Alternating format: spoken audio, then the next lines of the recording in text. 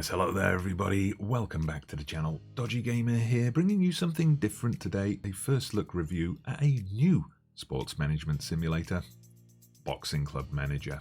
Now this game has been out on Steam in early access for a couple of weeks at the time of recording and publishing this video. Being an early access title is very much a work in progress, so in this review, we'll be seeing if the game's got potential. I am trying a different format for this to the other first look videos I've done in the past, so do leave me a comment to let me know what you think of this format. While you're at it, make sure you like this video, subscribe to the channel and get the bell on as well. We've got a new goal now of 2,500 subscribers, so help me get there. So what is Boxing Club Manager? Well, as the name suggests, you, the player, take charge of a boxing club and manage its roster of fighters. You can scout for amateur and pro talent, train them up, schedule their matches, which you can watch in 3D as well, which is pretty good for an indie early access game. But more details on those features later. So if we go right to the start, we're going to select the database. We're going to go with the normal one for now, but it's good to see the potential is there for modding, so we could perhaps have real-life fighters or historical databases further down the line. And you can set up your manager profile with the usual details.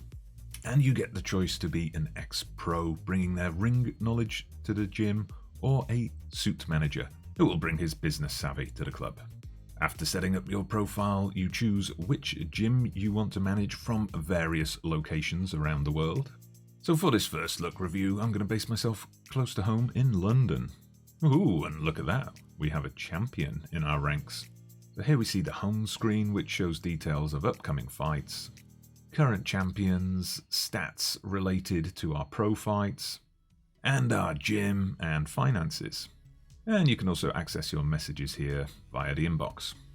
We then have at the top here the gym tab, where you can take a closer look at your setup, and the training tab, where you can allocate points to your fighters.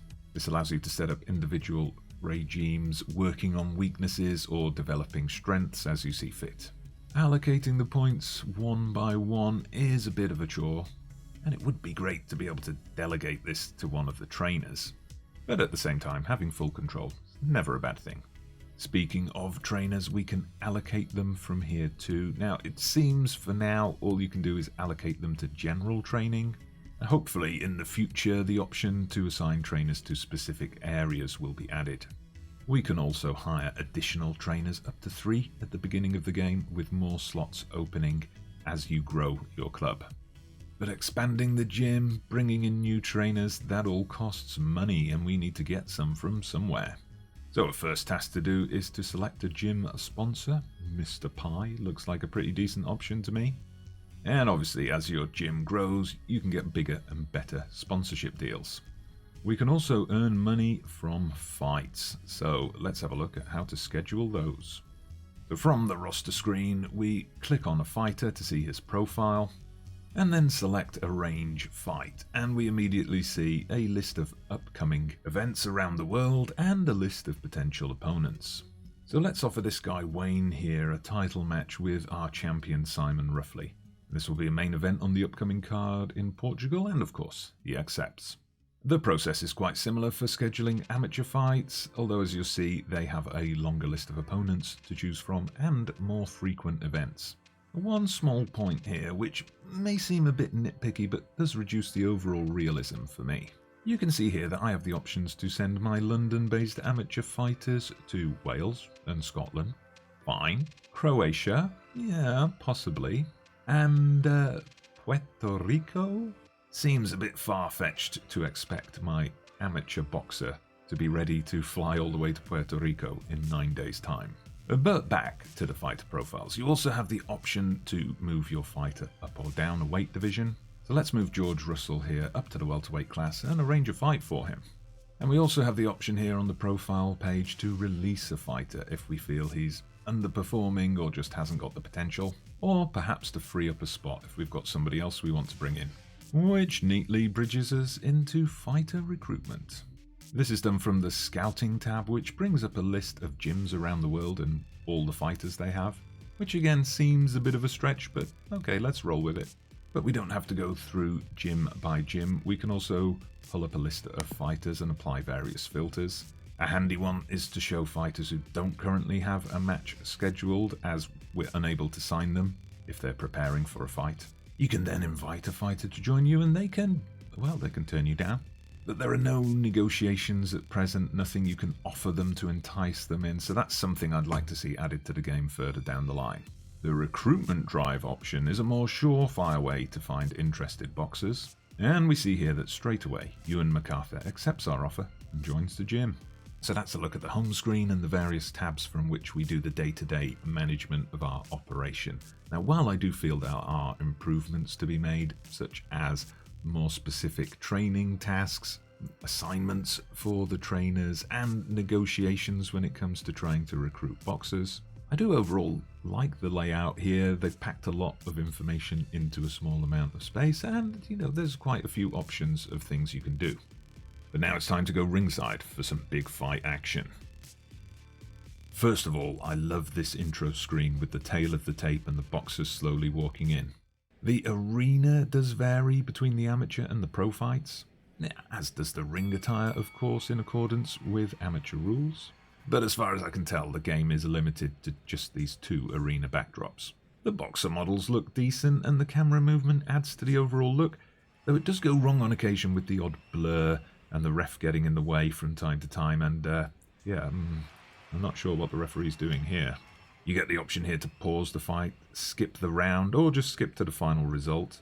No option to speed things up though, which would be useful when you're watching a 12-round pro fight. As manager, you can control your fighter's style and intensity, but that's about it. Regardless of your fighter's style, Outboxer seems to produce the best results in terms of landing punches, which are of course all important in the event of a points decision.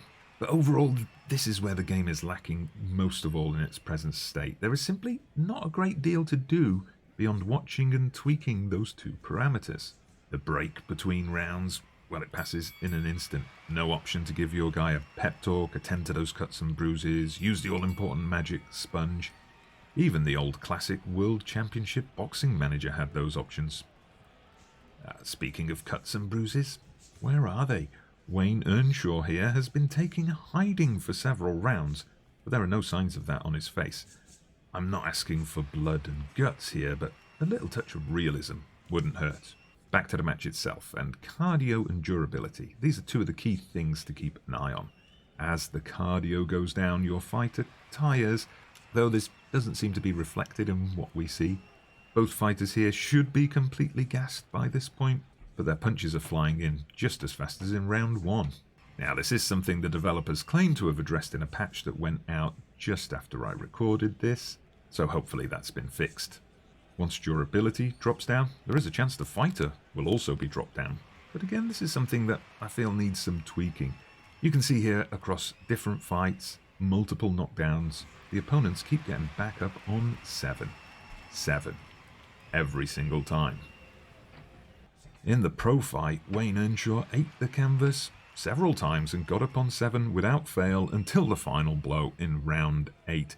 It just doesn't feel like there's the possibility there for that explosive first round knockout.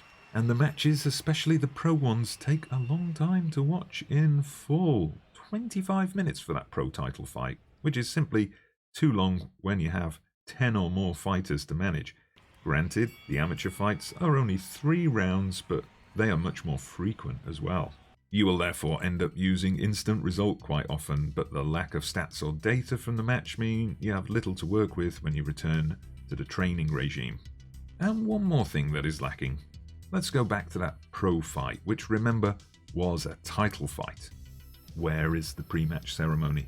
The ring announcer, the ref holding the belt aloft. And at the end, our champion gets a glorious knockout victory, but the match just stops and we go to the scorecard. I want to see Ruffley's hand raised and the belt given to him in triumph. Nevertheless, that title win plus the other fights my roster had meant we had enough cash to pay for the first gym upgrade, so progress was made. And that slides nicely into my verdict for the present state of Boxing Club Manager. Progress needs to be made. The bare bones are there, running the gym, managing the fighters, scheduling the fights is fun, but there is room for improvement. The fights themselves look decent, but they need more options, more things for the player to do and get involved with. In particular, this is needed between rounds, and I'd like to see that whole ceremony that goes with a main event boxing match. Still, the developers have released a couple of patches and updates already, so hopefully they're going to be active in improving this game as the months go on. So this is one I'm planning to return to in a few months to see how it's shaping up, but also let me know down in the comments your thoughts on what you've seen in this video, or if indeed you've played the game yourself, what you think of it. And also in the comments, let me know if you'd like to see more of this kind of content on the channel in the future. And of course, if you hit that subscribe button, you like the video, you get the bell on for notifications. That's a good indication to me that you're interested in this kind of content as well. But for now, thank you very much for watching. I'm Dodgy Gamer, and I'll see you again soon.